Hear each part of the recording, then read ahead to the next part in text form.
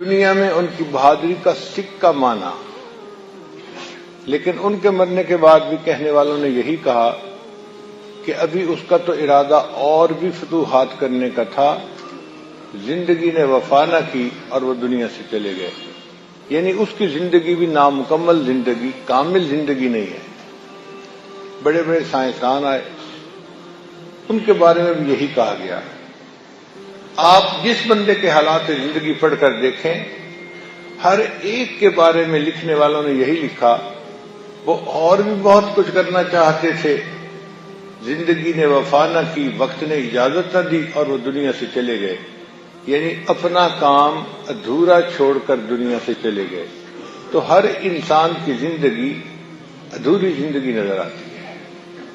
تاریخ انسانیت میں ایک میرے آقا اور سردار صلی اللہ علیہ وسلم ہی کی زندگی ہے جو کامل اور پوری زندگی ہے۔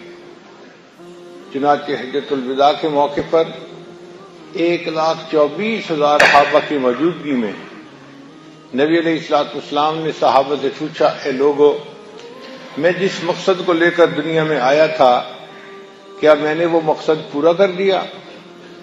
سب صحابہ نے یک زبان ہو کر کہا، اے اللہ کے حبیب صلی اللہ علیہ وسلم، آپ نے امت کو نصیحت کر دی، وَأَدَّيْتَ الْأَمَانَةَ، امانت آپ نے پہنچا دی۔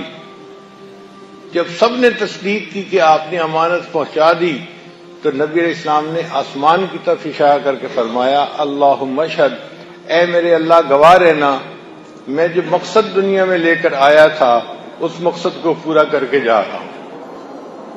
ایسی کامل زندگی کوئی دوسری نظر نہیں آتی۔ تو ہم اگر کسی کو اپنا رہبر بنانا چاہتے ہیں تو اس ہستی کو بنائیں جن کی کامل زندگی۔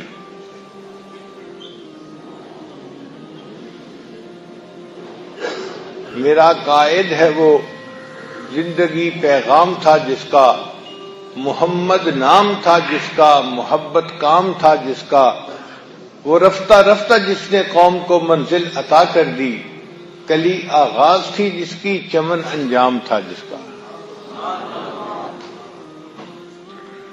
تو اللہ کے حبیب صلی اللہ علیہ وسلم کی مبارک زندگی کامل زندگی ہے۔ ایک ہی زندگی ہے جو ہر اعتبار سے کامل، جو آبجیکٹو لے کر آئے تھے ان کو پورا کر کے دنیا سے گئے۔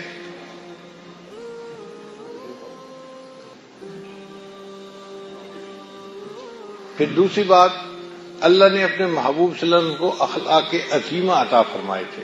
ارشاد فرمایا، وَإِنَّكَ لَعَلَىٰ خُلُقٍ عَظِيمٍ، اے میرے محبوب صلی اللہ علیہ وسلم، آپ تو اخلاق کے اعلیٰ ترین درجے پر فائز ہیں۔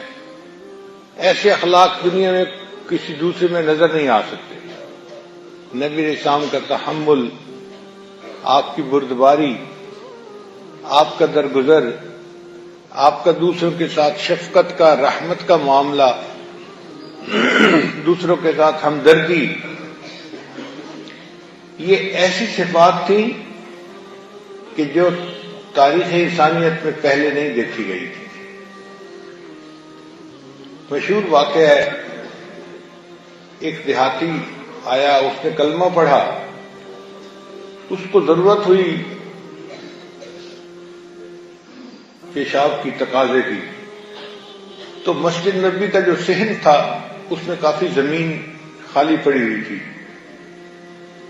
وہ کمرے سے باہر نکلا اور اس صحن کے اندر، مسجد کے اندر بیٹھ کر اس نے یورینیٹ کر دیا۔ اب جب وہ پیشاب کر رہا تھا تو صحابہ نے دیکھا تو انہوں نے چاہا کہ اس کو ٹوکیں، نبی صاحب نے منع فرما دیا کہ اس حال میں اس کو ڈسٹرب نہ کرو۔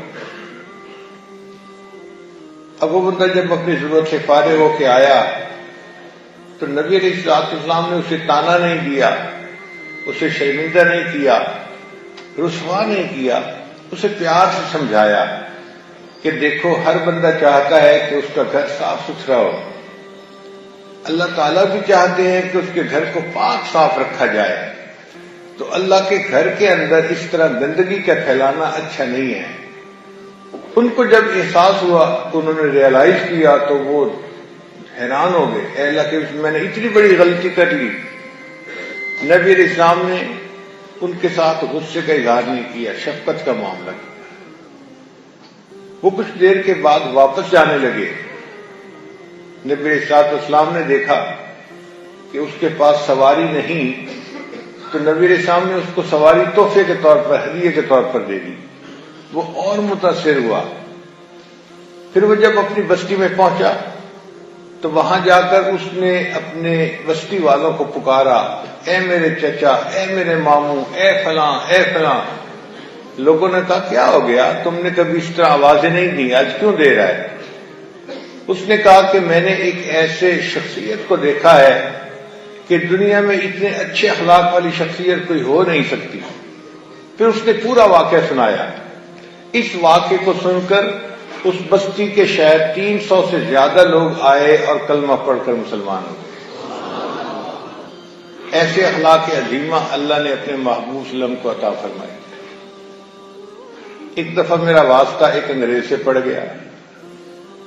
وہ پہلے سے انتظار میں تھا کہ کوئی مسلمان مجھے ملے تو میں اس کے ساتھ بحث کروں۔ شاید ایئرپورٹ پہ کہیں بیٹھے تھے لاؤنج میں، تو وہ آ کے میرے پاس بیٹھ گیا۔ مجھے کہتا ہے تمہیں پتہ ہے کہ اسلام تلوار کے زور پر پھیلا؟ تو میں نے اس سے پوچھا کہ وہ کیسے؟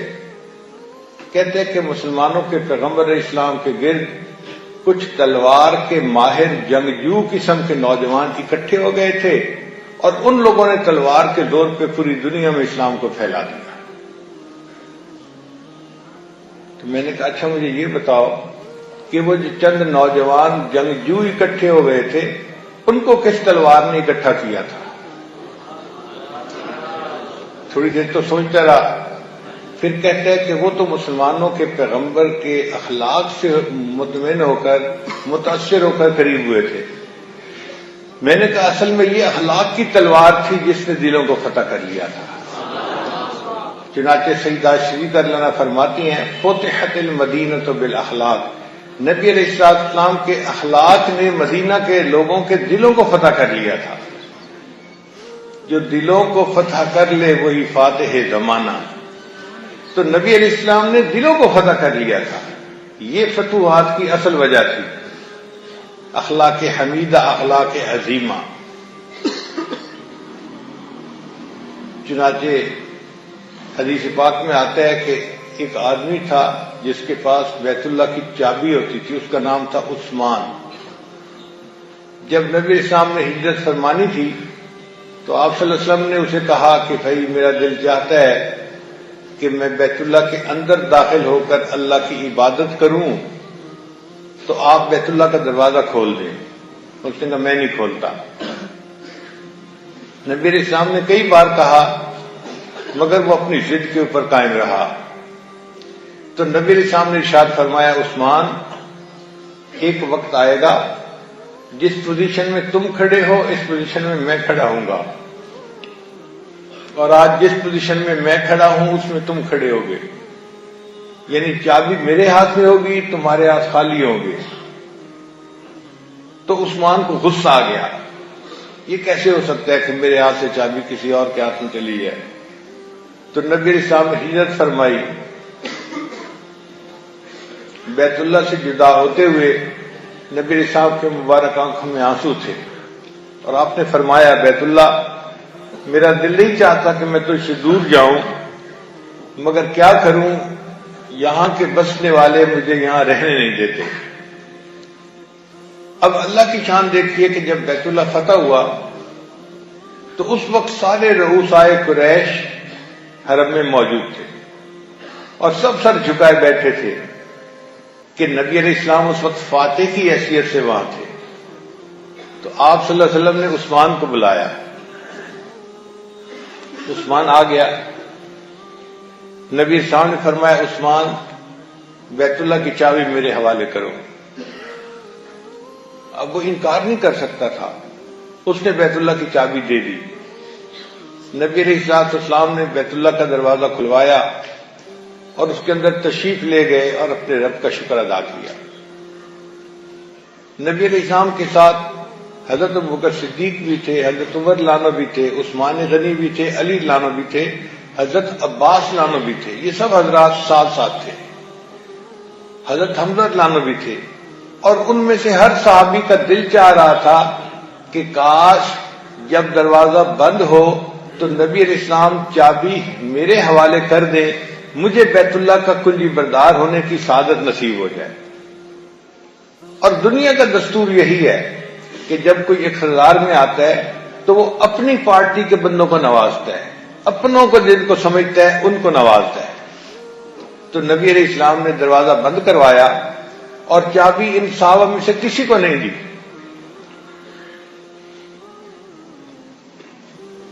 اللہ کے محبوب صلی اللہ علیہ وسلم نے اسی عثمان کو بلایا، عثمان اس وقت کو یاد کرو جب میں نے تمہیں کہا تھا کہ جس حال میں تم کھڑے ہو اس حال میں کھڑا ہوں گا، اور جس میں میں کھڑا ہوں اس حال میں تم کھڑے ہوگے۔ عثمان، میرے اللہ نے وعدہ کو پورا کر دیا، آج چابی میرے ہاتھ میں ہے اور تم خالی ہاتھ میرے سامنے کھڑے ہو، مگر عثمان تم نے جو میرے ساتھ کیا میں تمہارے ساتھ نہیں کروں گا۔